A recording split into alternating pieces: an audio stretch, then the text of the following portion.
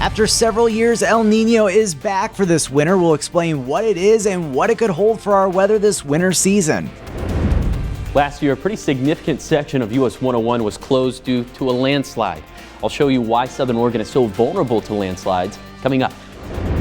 We'll show you how ODF is planning to take advantage of the cool and wet weather of winter to prepare for next year's fire season. After an epic season for skiing and snowboarding last winter, we'll let you know how our local ski areas are prepping for this winter, including one about to celebrate a big milestone. Those stories, much more, and of course your outlook for winter on the StormWatch 12 winter forecast that starts now. Watching out for you. This is a Newswatch 12 special presentation, the StormWatch 12 winter forecast. Winter is almost here, and the StormWatch 12 weather team is making sure you're prepared. Thanks for joining us for the StormWatch 12 winter forecast. I'm Chief Meteorologist Matt Hoffman. Over the next half hour, we're going to break down how the current and future weather conditions and large-scale weather patterns will impact our winter season, including the return of El Nino. Let's start with an update on the drought as we head into the winter season. So far, the water year has been a bit of a mixed bag, the new one that started back on October 1st. We're seeing deficits right now in Klamath Falls, as well as a pretty sizable one in Mount Shasta, but we're slightly above average in Medford. And look at the coast, Brookings running a surplus of nearly 1.5 inches, and that's been some good news when it's come to the drought status. Here's a look at the latest update of the drought monitor, and you can see we are drought free, and it's not even abnormally dry through much of Curry County thanks to some recent rounds of rain and atmospheric rivers. We do still have a little bit of moderate drought though in parts of Jackson and Josephine County, the drought worse off to the north. But as we head into this rainy season, the wet season and winter, we're in a much better place than what we saw a year ago. Much of the region a year ago as we headed into winter was under severe to even extreme drought. So that is some good news there. But the rain and heavy rain along the coast can cause issues, especially when burn scars come into play with the threat of landslides. For more on that, let's head over to meteorologist Josh Culbreth. Yeah, definitely, Matt. Well, back in January of this year, a landslide closed a big chunk of US 101 between Port Orford and Ophir. The slide is known as the Arizona Slide, and it wasn't just a one-and-done event. The Arizona Slide has caused problems along US 101 since the 1980s, and that's just the tip of the iceberg. There are over 4,000 active slides in the state of Oregon, including landslides, rock slides, and debris flows. Our region is so vulnerable to these phenomena because of so many different mixtures of rock and soil. The main culprit, the meeting of tectonic plates. Dr. Ben Lashinsky, professor of geotechnical engineering at Oregon State University, told me that this can manifest in a diverse fashion. So on the coast, that manifests as soil and rock that kind of looks like rocky road. You can think of them as glaciers of soil and rock moving towards the ocean. While inland, you have little pockets of strong material and weak material, and that often ends up resulting in kind of these debris flows and shallow landslides and rockfall. Geologists like Dr. Lashinsky work with the Oregon Department of Transportation to mitigate landslide impacts to roadways in particular. Julie Denny, spokesperson for ODOT, told me that their team also consists of engineers and other professionals to help curb effects of landslides. We have a lot of tools we use to help identify and mitigate landslides. We can build walls to help hold landslides back. We can add drainage through culverts or other techniques.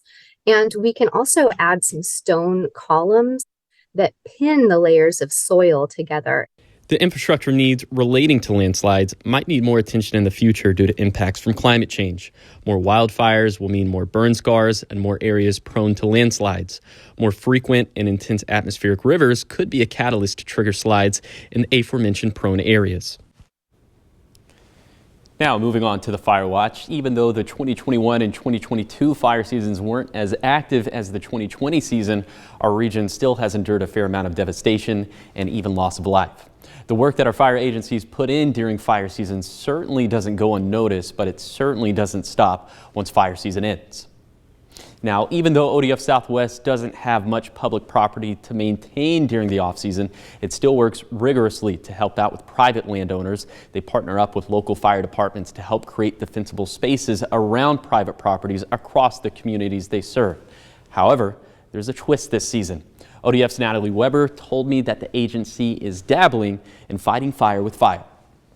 This year, we're looking to actually expand our work in prescribed fire. A lot of our federal partners do it, and we've been able to work with them alongside on those types of things. But we have some opportunities to bring that into communities when it comes to landowners who have work that needs to be done on their property and they need some clearing or thinning. Natalie also told me that with this new venture, there's already an area of emphasis. Funding has been provided for ODF Southwest to focus on brush clearing with fire in Josephine County, specifically up towards Grants Pass, Merlin, Hugo, and Galice. After a rare hat trick of La Nina winters, we'll be heading into winter with El Nino conditions in the Pacific this year. For a closer look at what El Nino is and what it can mean for winter weather here in Southern Oregon and Northern California, here's meteorologist Oliver Smith. For the last 3 years, we've had a La Nina right along the equator, and what that basically means is trade winds have been very, very strong, pushing the warmer waters well over towards Asia. Now we're looking at a completely different scenario. Now we're looking at an El Nino, which is the exact opposite. In fact, those trade winds will blow from the west towards the east, pushing all this warm water, and that hugs the South American coast. Now, all this really warm water is all getting heated by the sun, and the moisture gets sucked up into various jet streams. And we look at this in terms of the main storm track going into Mexico, and it varies up north into California, Southern California, and even up to Northern California throughout the winter months. The main jet stream that we're normally under the influence of goes way up to our north, so conditions for the Pacific Northwest in general are looking warmer than average. Now, in terms of our effects, what we're generally looking at is the months of December, January, and February. That's when we see most of these effects. Now, for the Pacific Northwest, fall and winter is generally warmer and drier. We are in a transition zone here into Southern Oregon and Northern California because of the varying storm tracks. Now, for California overall, what we're generally looking at is a cooler and wetter period for December, January, and into February. For Southern Oregon and Northern California, we're looking at slightly above average rain and mountain snow.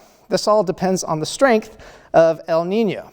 Now, later on in the show, Chief Meteorologist Matt Hoffman will have your winter weather forecast, and he'll have a lot more explanation in terms of what to expect coming up this winter. It's the holiday season, and many of us will likely be traveling over mountain passes at some point over the next month and a half. If there's an unfortunately timed winter storm, you got to be prepped to put on tire chains. I took a trip to Les Schwab for a little tutorial. All right, I'm here with tire expert, my new friend Brett. We're here at the Les Schwab tires off of North Central Avenue, and he's going to show us how to put on some tire chains. So I've actually never put on tire chains myself, so I'm way out of my depth. I mean, where do we even start? So what we have down here at Les Schwab are called the quick fits. Pretty easy to put on and off. That's what makes them special, what makes them unique. Great traction. When they come out of the bag, they are not going to be obviously fully installed, so they're going to come out as one long link, and we're using this display here for practicality purposes. But when they come out of the bag, it's going to be a long linkage. But the first step is just to clip this little link right here. At that point, you're going to kind of pull everything over. You don't need to worry about perfection right now or where it's sitting on the tire. You just kind of get it set. Second step is just a little clip right there. At this point, you want to slow down. You want to kind of make sure it's centered up on the tire. Everything's in line.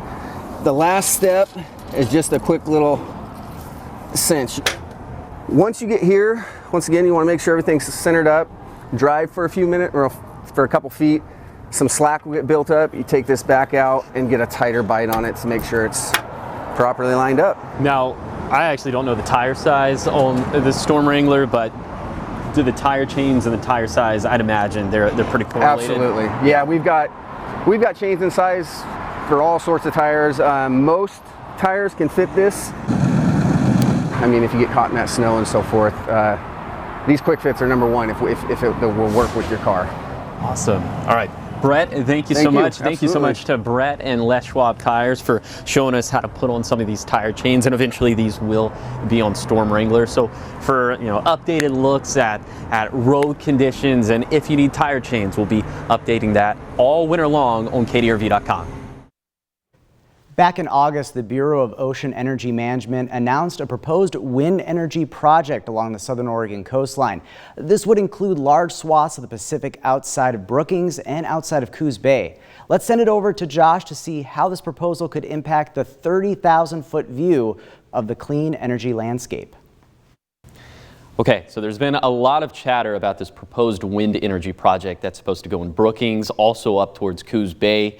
So we're not going to get into the politics of that. We're just going to talk about the numbers. And the numbers suggest that this project would give us 2.6 gigawatts of renewable energy to our power grid. But Oregon's power grid isn't just Oregon's power grid. It's connected with the Western Interconnection, which is a big power grid that includes British Columbia and Alberta and the western half of the United States.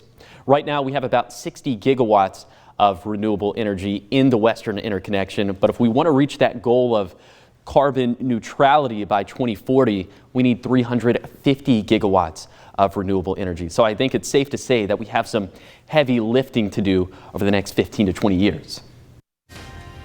It was an epic winter last year for skiing and snowboarding in our region. We talked to our local ski areas and we'll share what they had planned for this season on the mountain. And will we see another snowy winter for hitting the slopes? I'll have your winter forecast a bit later in the show. But first, it's time for trivia.